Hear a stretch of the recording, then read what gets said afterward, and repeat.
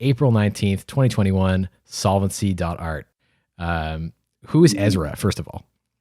Yeah, Ezra Miller, yeah, is my home in New York. He's a pretty like established artist that has been kind of like working on this like generative WebGL art for like the majority of his career. Really talented guy. And Solvency is like an art block style drop where like every piece that was created was like generated via a pseudo random hash, like from on chain, and then that pseudo random hash was fed into his art script that then generated the piece. So this is kind of like the art block style minting that everyone knows and loves. And basically, the way that this happened is I got in touch with Ezra through a connection through a friend, and his native art format was digital. He wasn't like, a painter that was trying to get into NFTs. Like he was like a digital generative like code based artist, and he had minted on Zora, but he felt like he made these infinite pieces of artwork, and to post them on Zora or Foundation or wherever, like he would basically just have to take like a high quality video for like 3 minutes that was like a ginormous file size, like uploaded, and that was the art piece. And he felt really constrained by that because he's like, my native art form is digital. These are infinite pieces that are made to be seen like in the browser with the code running, and I need to transform it into this like video that has a limited length, and it's just like me recording it for somebody else. It's not people experiencing the true infinite art form with the code running live. So we were just kind of exploring on how to make that happen for him, and that's kind of how we ended up creating Solvency. It's super beautiful. So Solvency.art, if you're listening.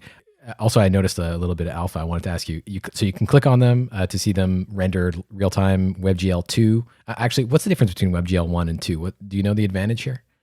That's a question for Ezra. All right, I'll have to invite Ezra onto WebGL Galaxy Brain. So you can interact with them though. Like, so if you go on OpenSea, you see like a sort of clip of the sort of dead fish version in Brad Trammell, not Brad Trammell, Brett Victor.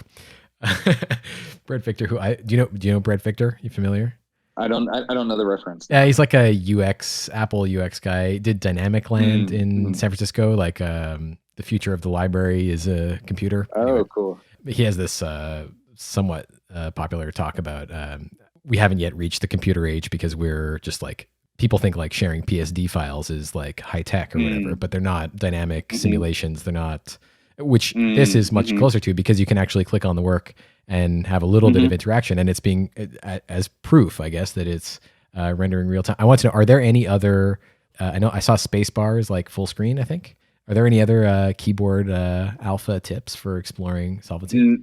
No, you found the Easter egg. Like the click and drag is the Easter egg. You have discovered it. Yeah. So it's really beautiful when you do it.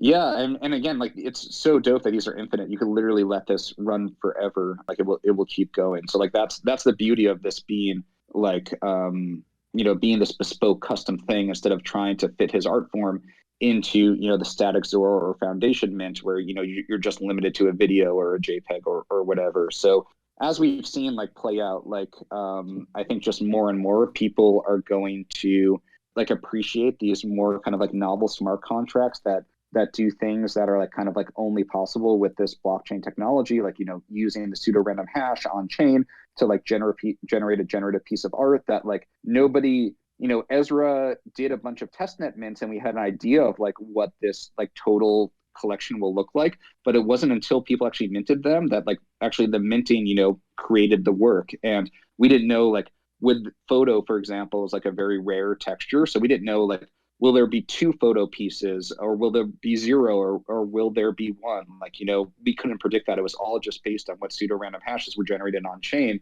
It was a really, really fun mint day, like over the course of 12 hours of just like watching this series like actually come to life. And none of these pieces would exist in the same way if like there was a for example, like to generate the pseudo random hash, like we pull the amount of USDC and like the ETH USDC like contract on Uniswap. So like if trading activity was different, mint number 410 would look different than it does right now, or if it landed a block before or a block after. So really beautiful to think about that, like each one of these mints is like uniquely enabled by blockchain technology and like exists the way it does because of a variety of on-chain conditions that existed at the time that that transaction confirmed.